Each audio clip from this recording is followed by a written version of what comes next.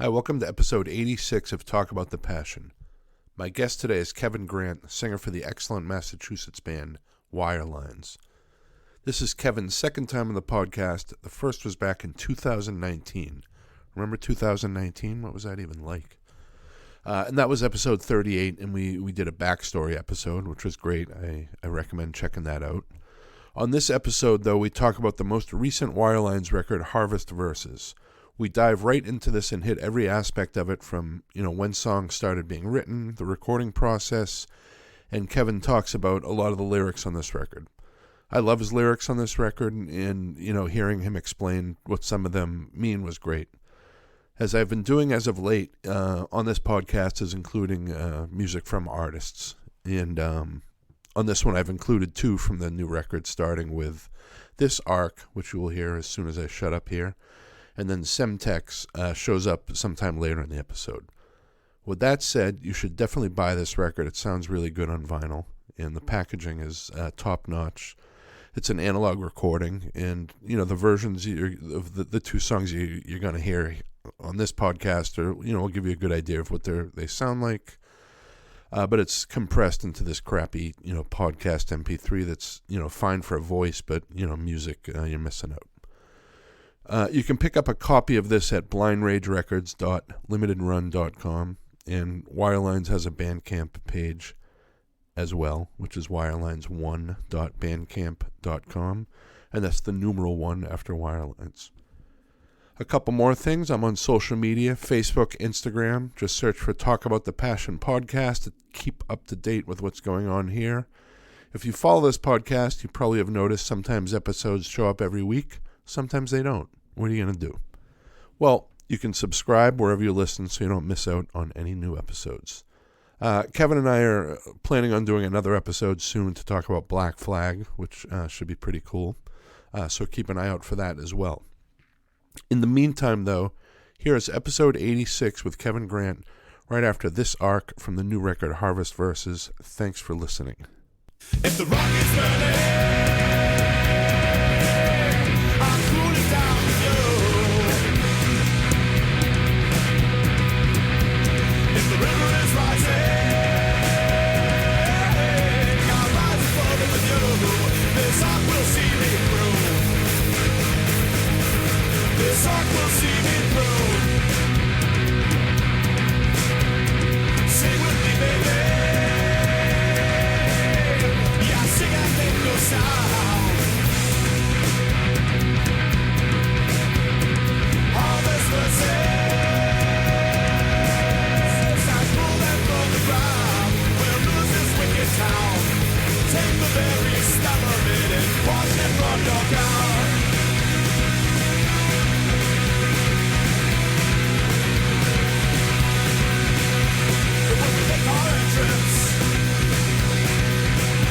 What people will come out with cardboard angels to place upon our ground, relinquish any doubt. Once the movement quits the speed of house will go without. So I am here with Kevin Grant for your second time on the podcast. Thanks for coming on again, man. Yeah, thanks for having me. Yeah, of course. And tonight we're going to talk about your band. Wirelines put out a record this year called Harvest Verses that was put together during the last year, during the pandemic. Yep. So when did that sort of start happening? Well, when the pandemic sort of really got rolling, we had probably about half of the album written, and we write super fast. So this is like in, February, March, we were thinking, let's book studio time for like June. Right. And by then we'll have the other songs done and we'll be good to go. And then we can get the record out by like September or October or whatever. And then everything went south like really fast. And we had the only thing that was going to slow us down for the record was how much stuff we had booked. Oh, really? Yeah. So we had like all this crazy stuff booked. We were playing the Rumble. We were booked to play pipeline with Jeff Breeze, who I stayed in contact with trying to reschedule it forever. And then he passed away, Right. Not from COVID to my knowledge, but we had shows in Western Mass booked. We were opening for, we had a show in New Bedford booked opening for Flotsam and Jetsam. Oh, wow. And it was going to be a really weird show. And that one actually got postponed out 15 months when the pandemic hit, and then finally ended up being canceled. So like we had a bunch of stuff on our plate that might have slowed down the writing process and the recording process, but they were like good problems to have. It was like, all right, well, if we have to like back off and things keep going like this, and we were turning down a lot of shows just because we had so many booked. And then overnight, that all went completely to hell. I mean, everything was getting canceled or postponed. Like, the Rumble got moved, then it got postponed again, and finally it was canceled. And then, this year's was canceled as well. Like, it's crazy to think we're going back like 2 years now. I know, isn't it? And so then it was kind of like, all right. And we realized, at first we kept talking about practicing. We realized we didn't want to do that. All of us have kids except Jeremy, and we all have families, and things are just too crazy and unknown. So one of the first things that I did was I went and bought some recording equipment to record at home. And I've done multi-track recording before. It's not something I'm really good at or even want to be good at, but at certain times, especially like when this happened, it came in handy because I was like, all right, well, I'm just going to learn how to be better at it than I am. And I suppose I should pick up a guitar more than like once a year and try to get some ideas down. So I started doing really basic kind of garage recordings at home. And, I kind of thought at first, I was like, well, I'm going to let the circumstances dictate what I do and how this sounds. So I have my piano, I have an acoustic guitar, I have an electric guitar. At the time, I didn't even have an amp though. So I was like, running direct into like my little multi-track recorder I had, and just, blowing it out to get it distorted. And I'm not a good guitar player at all. I can write well enough to get basic chords down that I can then sing over. And then show them to people who can play, and they say, yeah, that's, let me actually turn that into something presentable. So I just started home recording a bunch, which is really hard for me because I'm terrible at every element of it.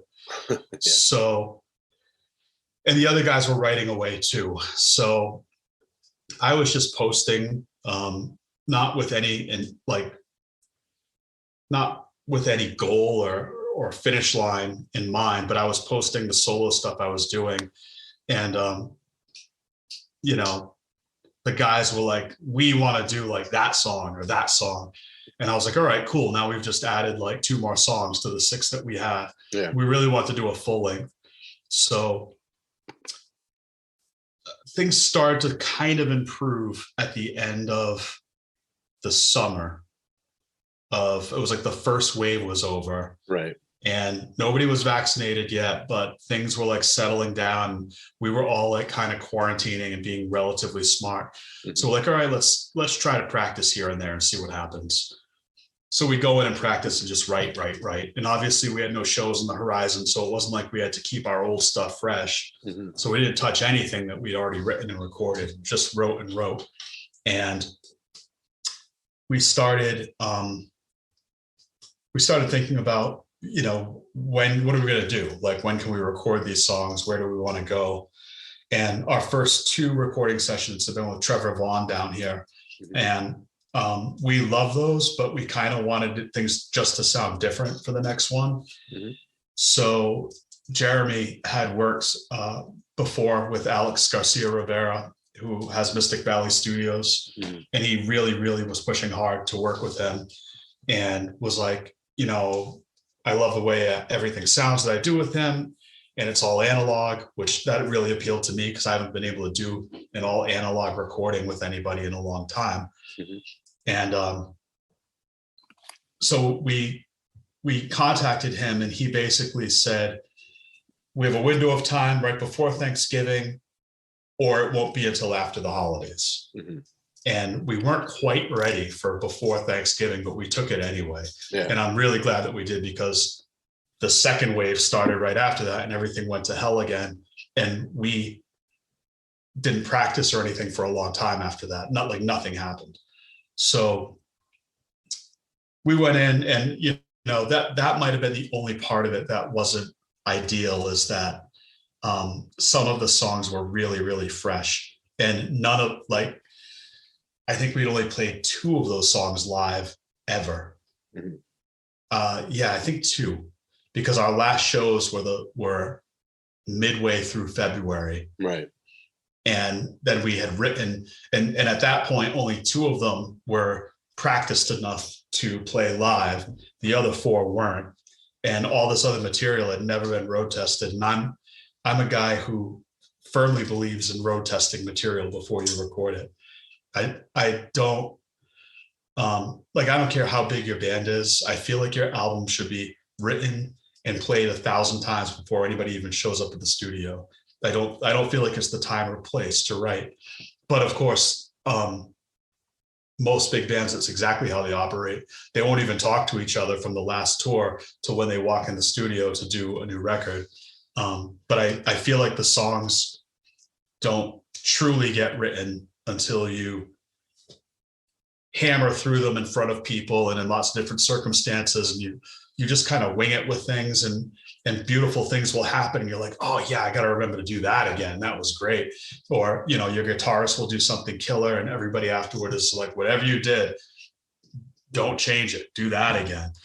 And there's nothing worse recording a song, and then 2 years later, you're like, oh, now we finally destroy that song. But we played it so bad on the record. Right. So that would be my only regret with it. But considering that we were able to time things, and we were that lucky too. I mean, a lot of it just had to do with luck. That we were able to get the record written and recorded during that year was, I couldn't be happier. I don't know what would have happened to us if we had to truly take all this time off. Right. Yeah. So putting these songs together too, because you're obviously a live performer that loves performing live. So putting these songs down without knowing when you're going to ever be able to even play them live, what was that like? Yeah, it's a good question. I don't. Yeah, I don't know.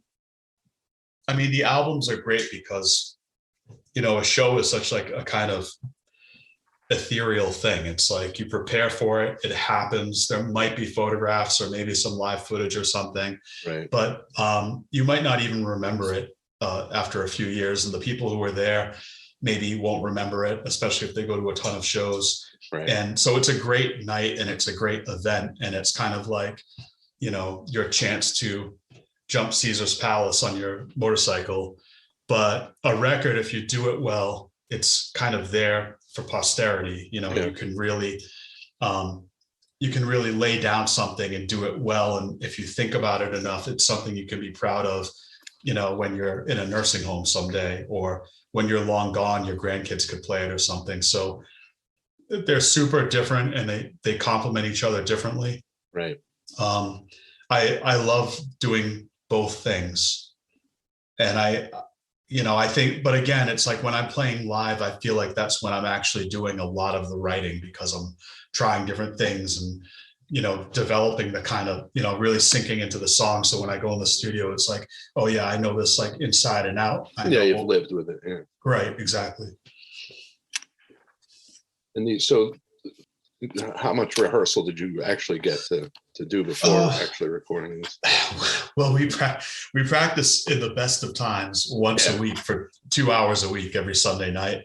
And leading up to the recording, we were pretty on point with that. But it's probably not really a lot compared to a lot of people. But our practices are really pretty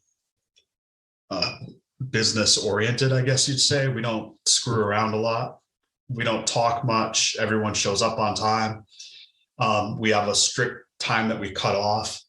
And so we're pretty efficient. And a beautiful thing that has existed in music now for quite a while, but didn't exist at all when I started playing music, is that it's super easy to record everything and get it out to everybody in the band afterwards. And I don't know how somebody like my age working a real job with a family could ever even be in a productive, active band without that. It makes things super efficient. Oh yeah. You don't forget anything. And it's not like there's one cassette copy that one guy gets to take home. I was just gonna say that. Yeah, there was always that. And you'd be like, "Come on, dude," and you'd be, give me. I need to fucking hear it. Yeah, no, I gotta write lyrics, and then you write lyrics to this piece of music that nobody remembers, and you bring it back, and they don't know how to play it, and yeah. So yeah, we work super fast. The other thing is we've got three out of the four of us write the music, at least. Yeah. You know what I mean? So I'm writing all the lyrics, and I usually I'll contribute about 2 songs, one to 2 songs every release, because it's not my forte, the writing part. Yeah. And Jeremy and Ryan are much better than I am at that. But because of that, we never have a shortage. We have a problem with stopping writing to just work on what we have. Right. We write super fast. Yeah. It's really nice. It's a good problem. I was going to say it's a good problem to have. And a lot of times, do you come up with lyrics first, or you have like a sort of an idea of stuff? No.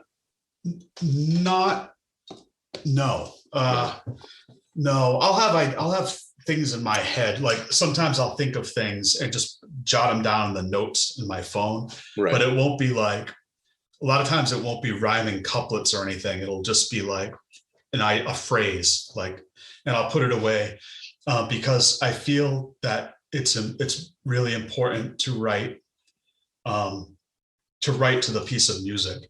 And since most of the music I end up writing to ends up being something that Ryan and Jeremy collaborate on, I don't like to take something that I wrote and force it into somebody else's creation. I'd rather have that dialogue with what they did, with what I did. So I have ideas and I have things that I know I want to write about, but the piece of music has to match with that, and then I need to kind of see what they've got as far as the bones of it goes, and work with that. Right. Nice.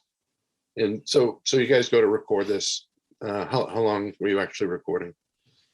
I think we did 2 weekends, and then maybe there were a couple of weeknights that the guys did. I wasn't there for all of it.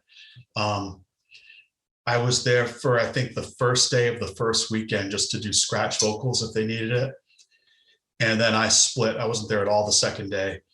And a lot of the second day and those weekday nights, if I remember correctly, was guitar overdubs.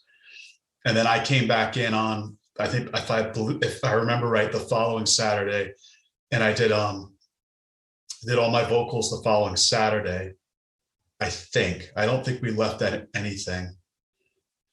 And then I think the next day was mix down, and I purposefully didn't go.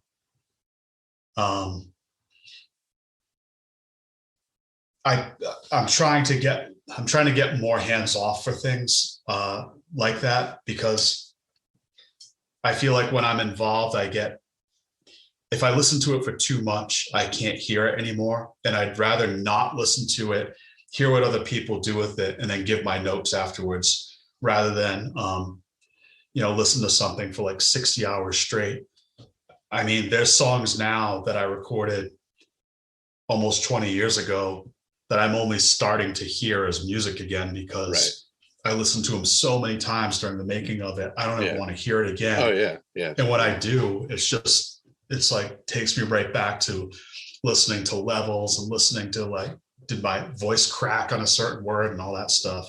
So I'm trying to get better. And I think part of it is realizing that, a lot of the stuff you're looking for in music is different people's ideas, and the music is in like the geographic center of those different people's ideas.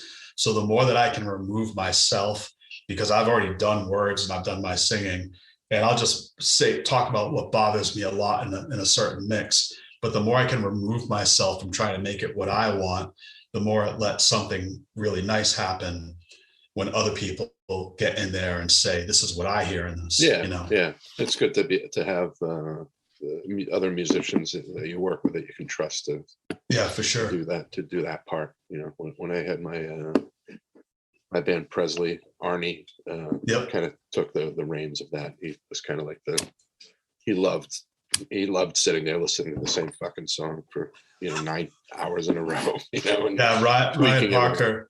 Ryan Parker in my band, our bass player. That's he's that guy. Yeah. And on top of that, Alex, who recorded it for us, has an incredible ear and Yeah. comes from sort of our genres that we come from. Yeah. So it's not like he was gonna be like, oh God, like Right. we Yeah. gotta make this sound like a Blink 182 record or something. Right. And Yeah. like so Ryan wants to be there and wants to listen to everything and be hypercritical.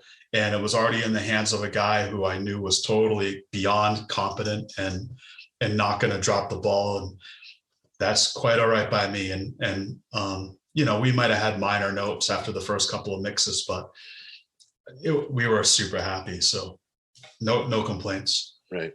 And then mastering. So the sequence of this record is at least as far as I can tell, was a good amount of thought went into the sequencing of it. It's the way it flows. It kind of has to happen that way because we our songs are kind of all over the place stylistically. Yeah. So if you don't sequence them the right way, it could really make it sound uneven or unbalanced, And on top of that, if we weren't to go from like one style to another, you might turn somebody off on the first 2 or 3 songs who might absolutely love most of your material. So you've got to be really conscious of like, okay, we have to break up the monotony, but we also need to kind of showcase what we're capable of doing right off the bat, alternating around, because otherwise people aren't going to even give us the chance to do what we can do. Which I think is really nice with an album because, in the digital age, a lot of that is lost, but really it should kind of be, the album is its own entity and the songs are their own entity too, but they're like soldiers in an army, and you need this army to have all the different divisions, and it's all going to work together as a team. And that's all about sequencing, and overall, once you take all of those different songs, the album itself has its own feel that is different than all those songs. It becomes its own story or its own message, Yeah, I love. I'm a big fan of. I always think the second song on a band's record is one of the more like important. I think so too. Yeah, and the song "Divisionary" just sort of kicks in. It almost reminds me of Sugar in a way. It's definitely like a Bob Mould type guitar melody going on. That's funny. It's that song is sort of in a weird way. So when I was in high school, I was trying to learn Bad Brains reggae bass lines and failing miserably, right? So I wrote this thing that I thought was one of the songs. Maybe the Meek Shall Inherit the Earth or something, but it ended up kind of sounding like this spaghetti western thing, like dun dun dun dun dun dun dun dun dun dun dun dun dun dun dun dun dun. So I had it and never had a home for it. And when we started the hidden, I played that for them, that few riffs that I had, and they were like, "Whoa, that sounds way too much like reggae." But if we simplify it and just stick to the chord changes, it could be cool. So it ended up turning into the riff for the song Treadmill that's on our first EP. So then years later, I was in Iron Oak and they wrote some music that had similar chord changes, but I wasn't involved in the writing of the music at all. And I was like, all right, so I wrote vocals for that song. And then during the pandemic, I was like, wait a minute, I could play my original bass riff and use my vocals that I wrote for that Iron Oak song that we never recorded or did anything with except play live, and they'll work together. So that was one of the ones I demoed at home that the guys were like, Ryan was like, dude, let's do that song. I've got ideas how we can make it our own, etc. So I was super happy that people are even, because I'm like a lousy player of things. I can hack around on a lot of different instruments, but I'm not any good, but I can sing okay. And I think my ideas are okay. So it's always nice when people who can actually play are like, like, let me get my hands on that because we can do something with it. Um, so yeah, that's how that one happened. I mean, it's probably the oldest thing on there if you consider the first, me screwing around on a bass guitar in high school. Yeah, that's cool. Nice. So a lot of the lyrical themes on this, did they come up from sort of being stuck at home in the pandemic? Sort of, some of them, because half the record was already written when that went south. So some of it is, and then a couple of the songs, like This Arc and Divisionary, those lyrics were written like This Arc is also a really old song that I tried to get a lot of bands to play that I've been in, and nobody was interested. But excuse me. But probably about the last four were influenced by what was going on. I don't feel like I would have been writing honestly, because I mean, the world was just so crazy. You know what I mean? It's like, you got songs to write and everything is that nuts. How can you not write about it in one way or another, either directly or indirectly? To not write about it would have required a lot of denial and just kind of not honesty. I mean, the whole reason I'm writing is to sort of express what's on my mind. And everything that was happening was so intense, not just the pandemic, but, fascist marching in the streets. And, it was just an absolutely terrible, crazy time. The economy collapsed. I mean, so, the opening track, definitely. I'm trying to think which other ones. Oh, All of This Belongs to Me, A Wolf for Your Rabbit, Lines in Sand, We Disappear, maybe Spirits. Definitely informed by what was going on. And like, I typically don't think, all right, my next album is going to be about whatever. It just happens that, despite the fact that there's some really old songs on here, most of the record is written during, a year or a year and a half of your life. So whatever is going on during that time is probably going to inform what you're writing about, whether you want it to or not. Yeah. So albums end up, like, every album becomes a theme album. Yeah. In its own way. And this one is no different. It just so happens that things were astronomically screwed up at the time that I was writing a lot of it. And the next one will be similar in some ways and different in many others. But yeah, and even the title. So the title I took out of the lyrics for This Arc, where harvest is used as a verb, harvest verses and pull them from the ground. But I was also thinking that it's kind of this double entendre of like, are these songs about the harvest?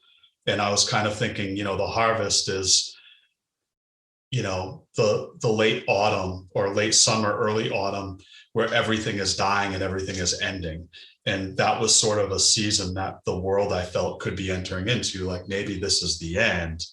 And so these are songs about the harvest. And it's also songs about drawing music out of the ground. So it was super informed by the times, but not as like a deliberate act on my part or anything. Yeah. Yeah, I did notice there's a lot of themes of stuff like sort of coming out of the ground and going into the ground, and sort of things ending and death. Yeah, and our album artwork was sort of pulled off of that as well. There's this book called the Cabinet of Natural Curiosities. Yeah, it's from a book that was put together, not written, but put together by this guy named Albertus Seba. I think he was from the Netherlands. He was this wealthy guy who just collected, what's the word I'm looking for? Taxidermy, in a sense. So he would collect and preserve animals and plants and shells from all over the world. And he kept them in his house. It was like almost a private museum. And I guess that was sort of common back then. I mean, there was no internet and there weren't really zoos per se. So if you were super wealthy, you would just collect these things either on your travels, or you would pay to have people send them to you. And then he would set up this stuff in his house. So when people visited, he could be like, check out all my cool stuff. Right. You know what I mean? Like, I have a 2-headed goat in a jar of formaldehyde or whatever. Right. And then what ended up happening quite often is these guys with their wealth would then hire artists and engravers to illustrate everything that they had, so that it would then, stand the test of time in this book. So that's the book that he had made. And it's been reproduced a few times, but it's so old that all of the images have passed into public domain. So I really thought that there were a couple of things driving it. I love just flipping through this book and looking at all these pictures, but then I was sort of struck by how the snakes look compared to some of the images we had used in the past. Our last EP was textiles with all these threads. And then before that, it was a jumble of electrical cords on the ground. And I thought, these snakes really plays off that image of wire lines. We're talking about, the nervous system and the bones and the electrical systems of all these animals. I was also struck, when the pandemic hit, there wasn't a lot to do, obviously. And I live on this street that a few blocks from my house. It runs along New Bedford Harbor on the Fairhaven side. And a few blocks away, there's an old Revolutionary War fort at the end where it opens up to the ocean. So I was taking these walks early at like sunrise, and there was no traffic. I mean, even less than there normally is at sunrise. There were no airplanes, no people, and just massive amounts of birds and rabbits and occasional coyotes and stuff. And it was like this resurgence of nature, because people had sort of had to do this retreat. So I thought that I had that on my mind too, and the guys in the band, for every idea that I might have that people like, there's like 10 that I have that go into the wood chipper. But they all were on board with what I was thinking with that stuff.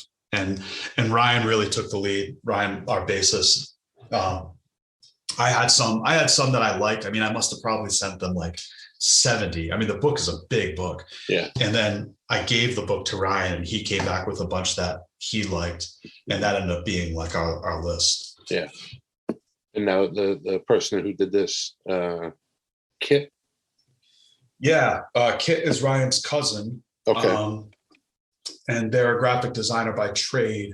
Right. And just did an absolutely fantastic job for us. And my wife did a little bit of the layout. My wife was a fashion designer and is now an interior designer. So she knows her way around, graphic design and stuff.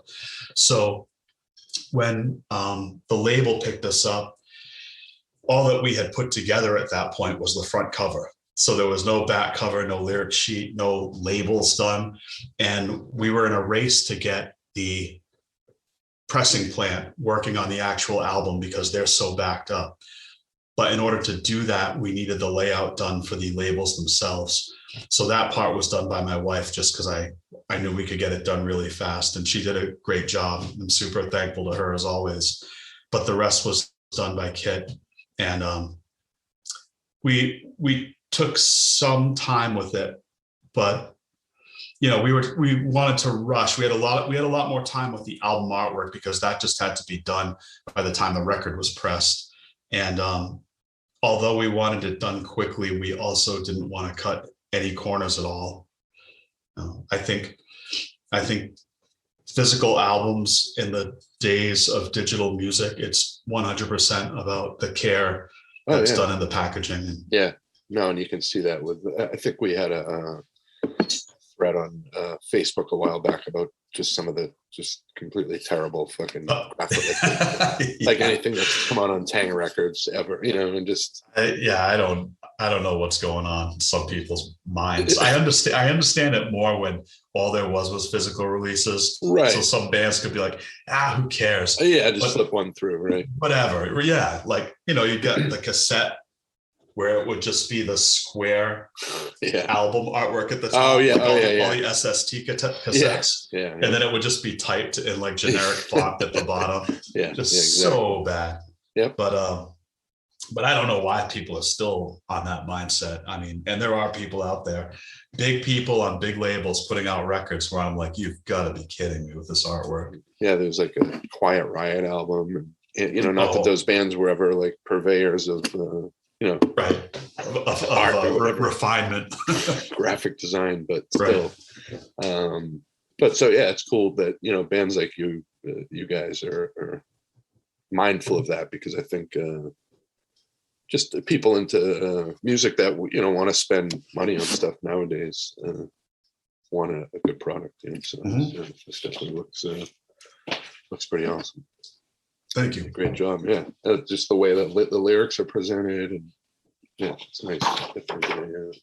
Yeah, and I have to really say, I can't say enough for the label too, because every little thing like that costs money, and you didn't have to do that.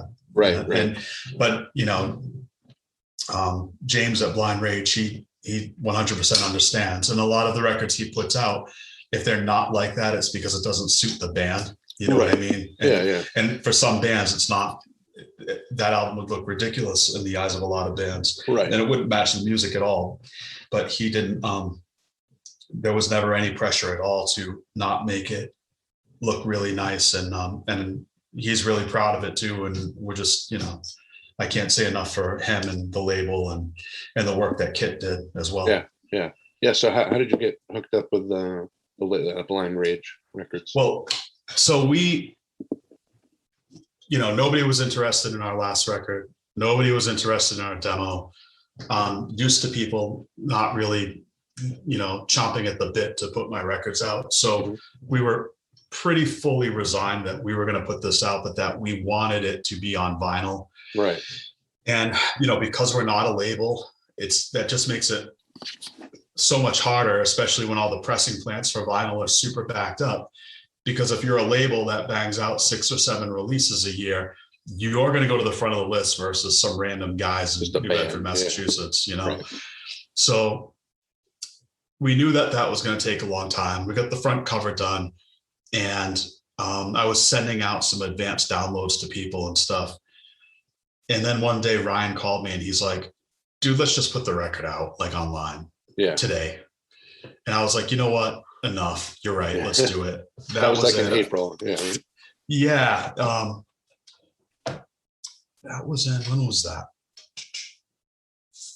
Well, that was actually in February. It was February 23rd. Yeah. And then, so we put it out online, Bandcamp, Spotify, Apple Music, all that stuff. And the 26th, the morning of the 26th, there's this online website called A Version. It's a version line.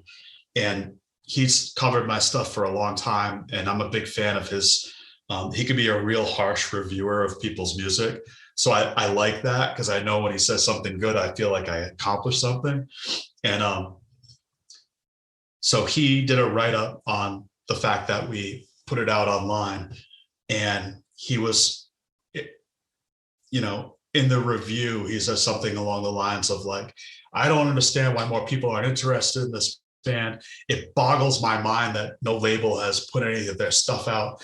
And I was reading it and I'm like, oh my God. I'm like, I think I'm just going to have like a massive nervous breakdown right now. And then that night, somebody in some thread posted our music, and James from Blind Rage was like, wait a minute, why have I never heard this before? And at the same time, he's been sort of cornering the market on New Bedford hardcore bands.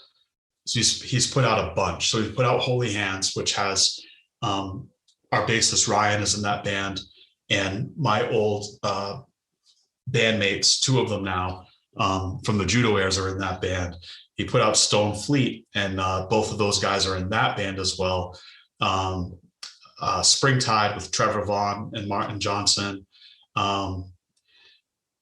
I feel like I'm leaving out a couple of bands, but he's been like scooping up all these New Bedford bands and putting them out. Yeah. And the label's based out of Dayton, Ohio, which is kind of cool that he was doing that. And, he even put together like right before we got on, he put together a New Bedford hardcore vinyl package you could buy that came with like 4 records and a bunch of pins, bunch of like, New Bedford hardcore pins and stuff.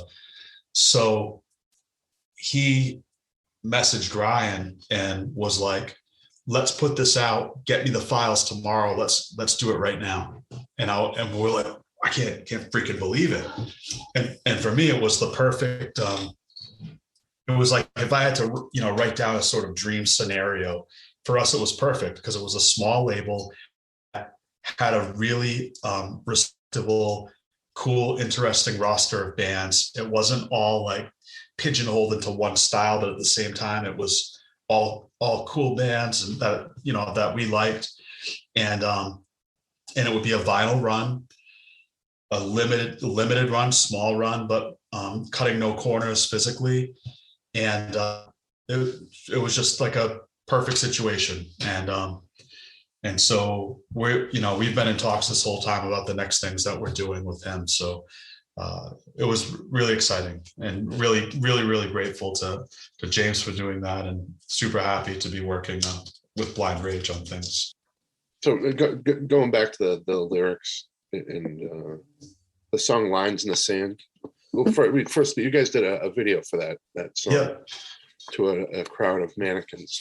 It's a great video. So a friend of mine who I've known forever, his name's Chris Duval. He owns a vintage clothing store in New Bedford called Circa that's changed locations over the years many times. And he's like one of those guys where he's open when he wants to be. There's no signage. You won't know the place is there. It's an old industrial building, and you just gotta see if the door is unlocked. And if it is, you can go in. And but he's always been a guy into underground music, punk music, and been a big supporter of that. And he'll do like kind of pass the hat shows in his store sometimes. And the store visually is just incredible. It was actually my wife's first job, was working there when she was a teenager. And so I got the idea in my head. I'm like, well, we can't play shows. It's the middle of the pandemic. We haven't played shows in forever. Why don't we go down to Circa and play for all the mannequins? And we'll move the mannequins up like it's a show. And Chris was totally into it. And then our friend John Robson, much like Chris, he's always been a guy into cool underground things, and a great photographer, great videographer. I asked him if he would come and film it for us, and he was totally into it. So that's what we did. And the lyrics to a song are about this guy who's become so paranoid of outsiders, I guess you would say, that he's kind of set up camp on this beach, and he's drawn a line around himself in the sand as his boundary that he's going to defend. And as he gets more and more kind of xenophobic, he starts drawing the line smaller and smaller. And eventually it's so small that he's pressed up into his own campfire, and catching on fire, but at the same time the tide is coming in, but he doesn't feel safe to leave. And so he ends up kind of, obliterated. And at the end is the reminder that we all have the potential to sort of be that guy, so that he burns up or he drowns or whatever, but not really, because he's always there. And so that's one of those songs that was a direct result of, all these far right bozos that briefly felt they could, be sort of public and vocal. And I feel like they've realized that maybe they overstepped their limits, because I don't hear or see a lot of talk by those clowns anymore. So, but let's hope that it stays that way. But if not, there's things that can be done about them. So that's what that song is about. And I kind of felt that in addition to playing for the mannequins as a reference to not being able to play for people, it was also a reference to the fact that this narrator of the song does not see humanity in other people at all. They're people-shaped objects and not people. And so that's what that deal was. But yeah, we were happy, and that was our first, I guess, attempt at a video for this band. Yeah. And then the lyrics to Semtex and This Ark. So Semtex is, I like songs that are sort of about, they don't appear to necessarily be what they're about. So Semtex, we wrote Semtex, and we were all on the fence about it for a little bit. Well, I didn't write it. The other guys came up with it, and we were sort of on the fence. Like, is this song? At first, the guys thought, "Oh, this sounds a lot like the Pixies," and I didn't really get that. And so, the way that the vocal melody that I wrote, if anything, to me, it sounds more like the Gin Blossoms or something, or like the Psychedelic Furs or something. And I'm like, the only way to go lyrically with this is like hard in the other direction, like in a weird direction. So like, I like songs where like, the lyrics to like All She Wants to Do Is Dance by Don Henley, where the song is about this revolution and his wife can't understand that they're going to all get killed because they're foreign tourists in this republic that's collapsing because she doesn't want to wreck their vacation, and all she wants to do is dance. Yeah. Nobody knows that that's what the lyrics are about. They think it's this terrible Don Henley song. Right. But if you Google the lyrics, it's about Molotov cocktails, and they're closing the airports and the last planes are leaving. Right. And she wants to party. She wants to get down. All she wants to do is dance. And he's like, we got to leave. We're going to die if we don't get out of here. Yeah. So I kind of went at the song that way. And I also, nobody thinks they're the bad guy. Right. So, if you're a terrorist, you think you're a freedom fighter. And if you're on the wrong side of that freedom fighter, well, then those same guys are terrorists. And if, in the American Revolution, the American patriots were terrorists until they won. Right. And then they were freedom fighters. Yeah. It all depends on what side of the fence you're standing on. And, history is written by the victors. So all it takes is you to come out on the losing side to be portrayed forever as a terrible person who had no business attempting what they were doing. So I wrote the song deliberately from the point of view of someone who's doing something terrible, which is bombing this club or restaurant, and they're doing it for a cause that they really believe in, and they're the narrator of this song. And I'm not as the songwriter judging it one way or the other. I'm presenting it from their point of view. And I'm not saying that it's about one conflict or another conflict. I'm saying that this person who's doing a horrific thing and is not surviving at the end of it either, in their mind, they're the good guy.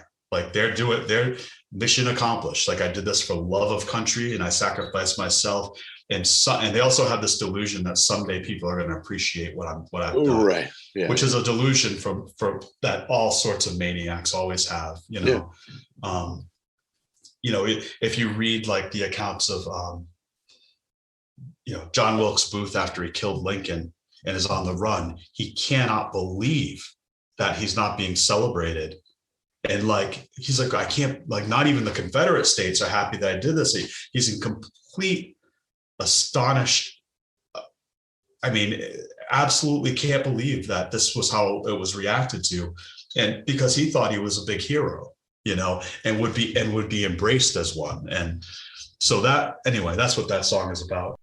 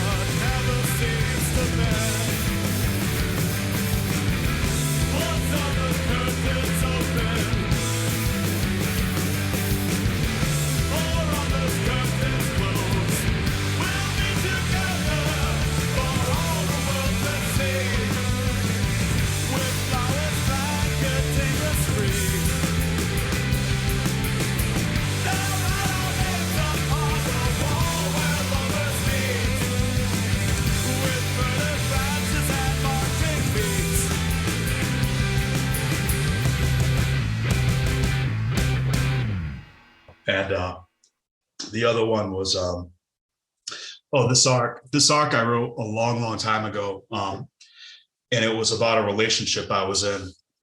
And that was failing, even though I still believed in it. And at the same time, when I was done with the lyrics, they didn't really make any sense to me. Like it sounded like they were about something else. And I kept showing it to bands I was in and nobody was really interested. Again, it's kind of like pretty poppy song. So when I was recording at home during COVID, because I'm so terrible at guitar, I laid down a guitar track that I thought was usable. When I went to sing over it, I realized I had left off a whole verse while playing the guitar.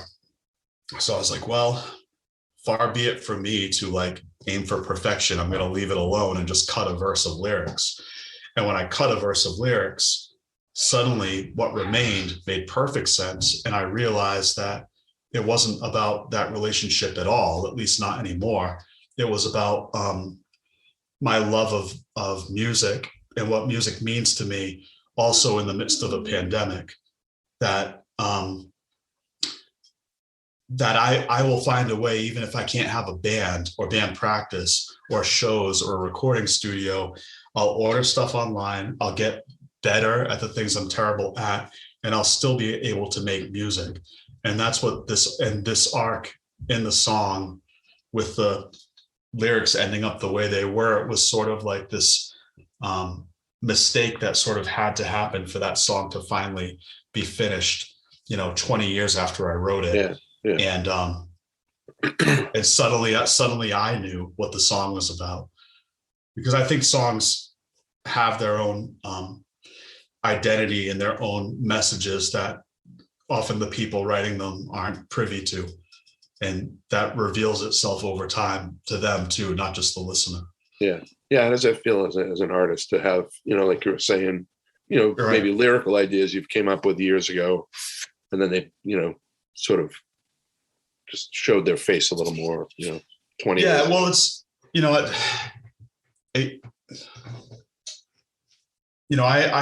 do have a lot of beliefs that, you're only partially responsible for writing lyrics or songs or music.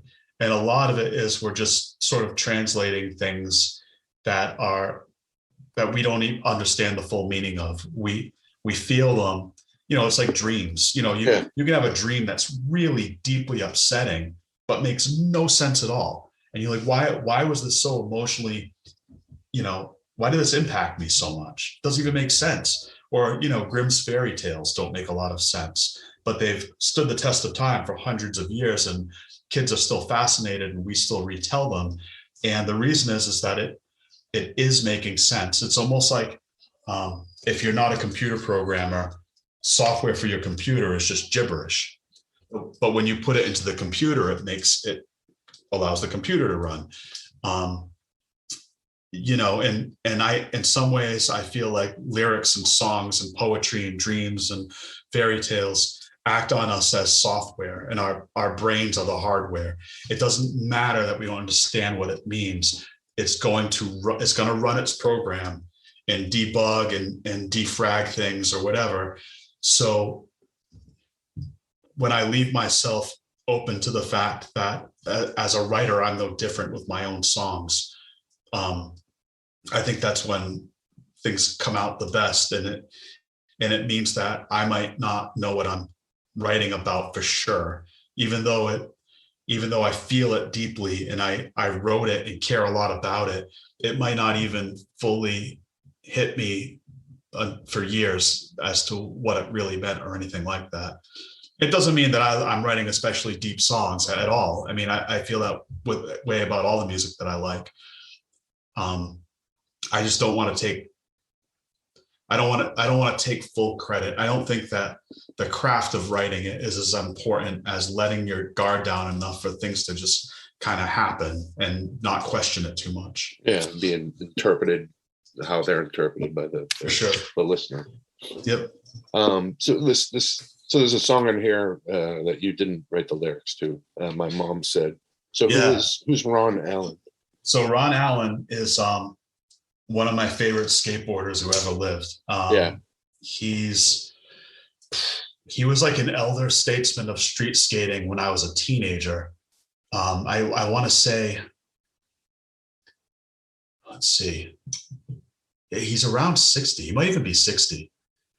And he still enters and competes in contests against like the youngest pros. He competes in the skate park of Tampa contest every single year without fail, and gets at least some runs in without falling and rips. I mean, he learns new tricks, and it's insane. Like I can't possibly. I didn't skate as good as he skates now when I was 17, and he briefly had a skateboard company called Life, and they put out a VHS skateboard video, which is one of the best skateboard videos ever made, in my opinion, 1990, I think. And he had an incredible team, small team. They were sort of a company within a company. So there was a parent company called 8th Street that gave him his own sort of spin-off company and a couple of their team members. And he had a band that performed 2 or 3 songs on that soundtrack, and it was just him and his friend, and they were called Sir Lady Java. And his friend played really distorted kind of arpeggio guitar, very jangly, and Ron sang with heavy distortion, but no percussion, nothing. And that song, I felt like that song at the time was really haunting, and everyone kind of knew it. Yeah. And I always sort of thought it would be a great song to cover someday, because it never came out on an album. It was just this weird soundtrack thing these guys did. And I thought the lyrics were really cool. So that's that one. And I wrote to him to clarify the lyrics, and he seemed happy that we were doing it. But then I sent him a recording and didn't really hear back from him ever again. So he might think it sucks. I don't know. Right. What video is that they were? It's Life Skateboards, and the name of the video itself is called A Soldier's Story. Yeah. Okay. Cool. But killer, and also one of the first one of a handful of the first big name African American skateboarders. Yeah. Okay. Nice. That's cool. Yeah, it was. I had no idea who that was. So. I would highly recommend. I'd recommend watching the whole video, although the quality is so bad. Yeah. Just, it's like VHS right. camcorder, 1990. It's up all over YouTube, but also the original of the song is worth hearing because it's really, really kind of an eerie thing. Yeah. Nice. And now the last song, Spirits. The music on the second side is a little more moody and dark, it seems to. And this is a great song to close the record, I think. Yeah, and I think it really showcases Jeremy's guitar playing. Yeah, In some ways, I think this Jeremy is the star of this record. Yeah, there's some great stuff on here. And he beat himself up bad in the studio to get this done, not just this song, but the whole record. Just really put himself through the ringer. And there's this like a lot of tracks on these songs of just layered guitar and the solos and stuff that he pulled off, and the guitar tone that Alex was able to help him find in the studio. Very, very trippy and just beautiful. And it's in many ways it's a guitar album, I'd say. And Spirits, the song lyrically, is again a reference to being haunted by people who you don't have anymore because they've passed away, but also spirits as an alcohol and perhaps drinking to deal with loss. So the chorus is sort of referencing both of those aspects of being just constantly haunted but at the same time constantly plagued by dealing with things in an unhealthy manner. And if anything, I think if you were looking at lyrically where the next record will be headed, it's sort of in that direction. It's going to be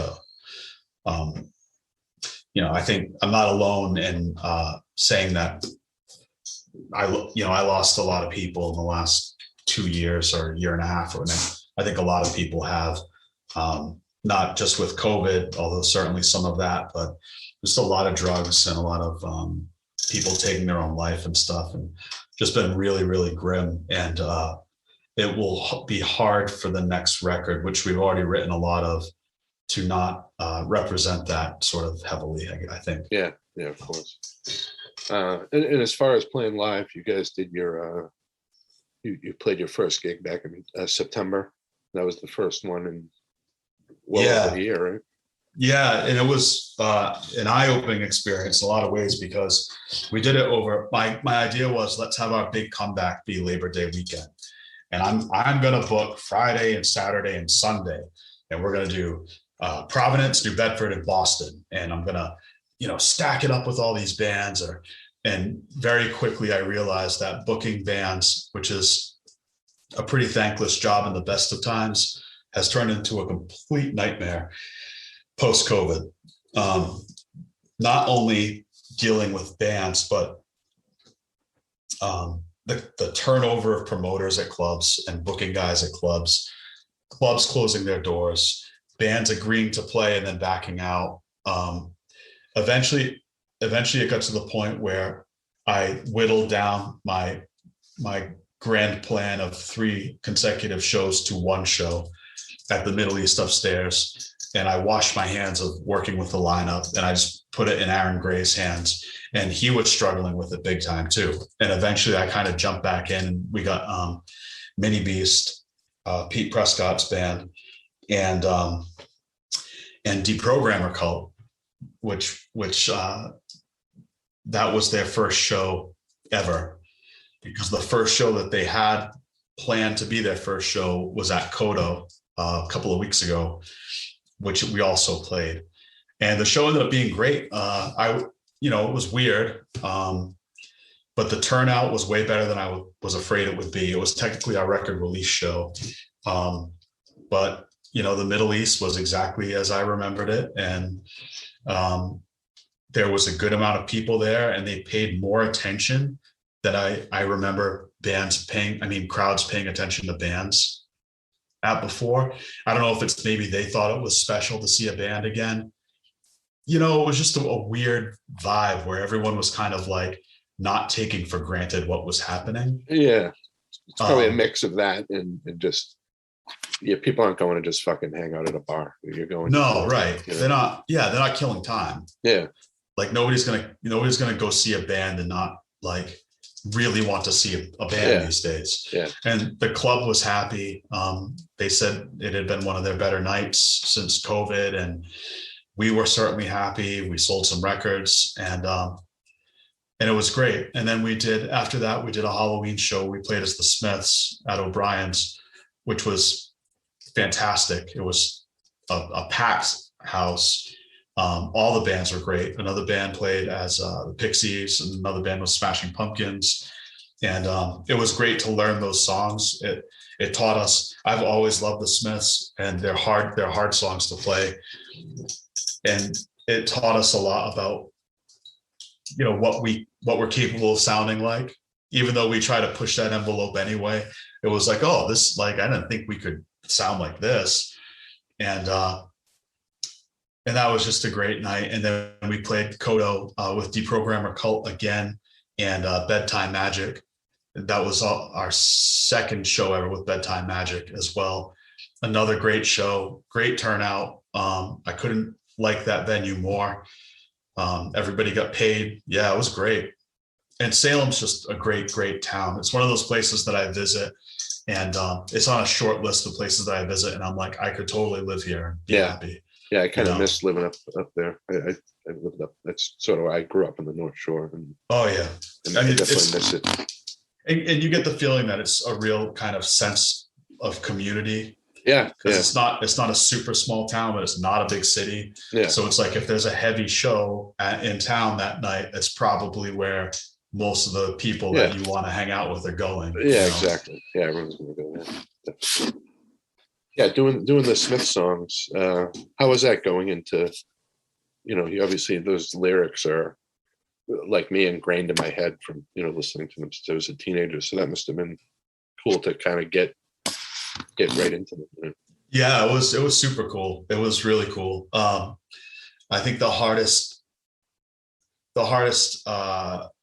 task for any of us was Jeremy's, because Johnny Marrs, really, he writes really difficult, almost needlessly difficult guitar parts. Yeah. And right.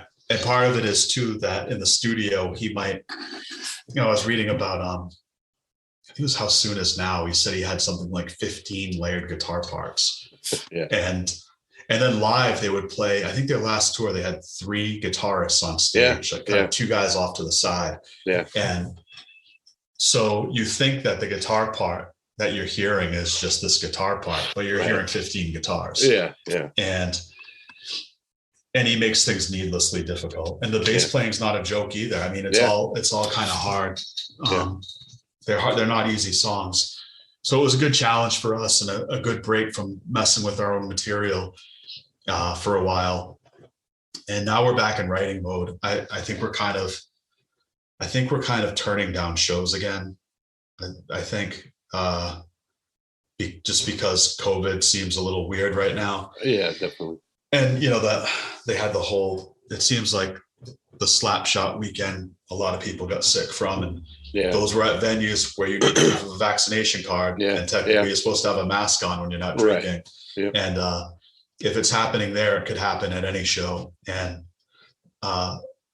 we've got plenty to work on without exposing us or our families or the people that like our music to any of that stuff. So we're we're headed back in the studio in a couple weeks to record something small that I'm not really at liberty to say what it is yet. And then we're looking to go back probably late winter, early spring to record another full length. Nice.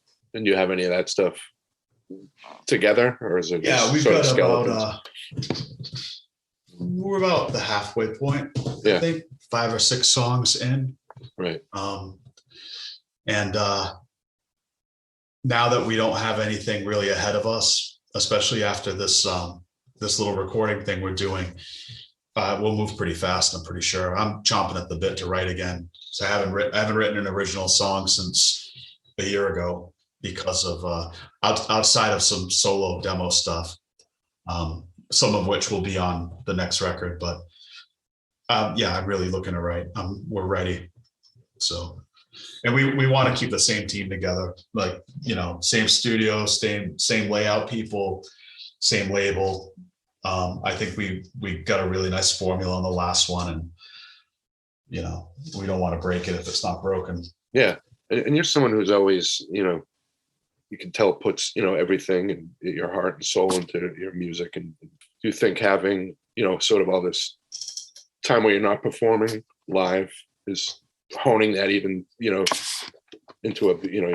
Yeah. And years of making bad decisions in studios helps with that too. Yeah. It's like, I get older and I'm like, oh, I was so stupid when we made that record. Like, why did I not listen to what this really intelligent person was saying to me, who was totally right? Or, I was unhappy with what I did on that song from the beginning, and I said nothing, and now I'm living with it forever.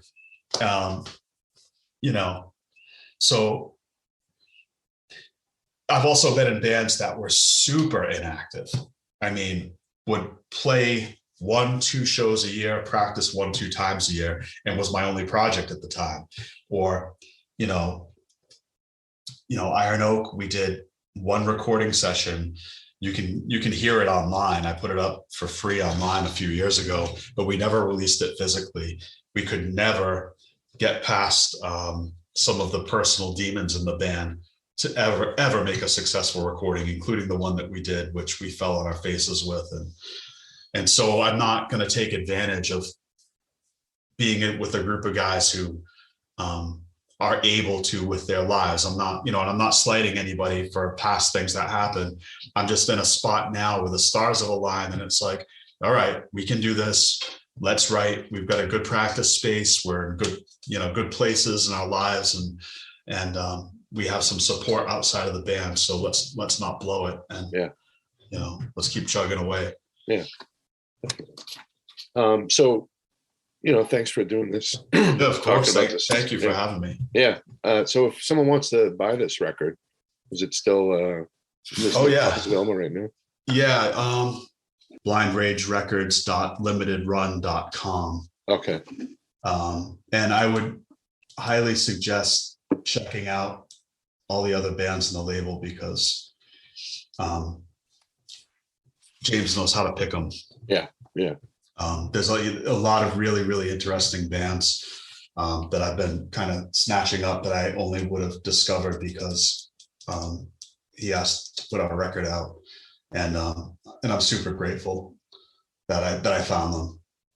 Vision Quest, Josh Struck, he put out the first Gel 7-inch, which is killer. Clueless, Kill Surf City.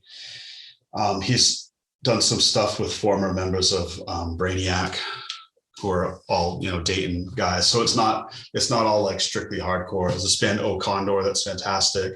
An English band called High Praise that is really good and kind of like melodic, like Husker Du sort of melodic punk. It's a little bit the label's just diverse enough where we can have a seat at the table and not feel like the weird old guys. Oh, right. Yeah, it's not like you're on like a thugcore label. Yeah. Awesome. And then your Bandcamp page is the Wirelines 1. Yep, Wirelines numeral 1. So wirelines1.bandcamp.com. Yeah. Awesome. Cool. And for the listener, I would definitely search for the video for the song "Lines in the Sand." It's pretty awesome. And there's also some footage of that Smiths set on. Yeah, that whole thing is up there floating around. too. Yeah. Warts and all, but I think Yeah. for the most part, we did pretty well. Yeah, definitely. Awesome, man. Well, thanks again. Yeah, thank you very much. I appreciate it. Yeah, the album's great. Thank you. I'm glad to hear some insider stuff on it. So Right on. to get this out to people. Cool. Have a good All night, right. Kevin. All right, you too. Take care. Bye.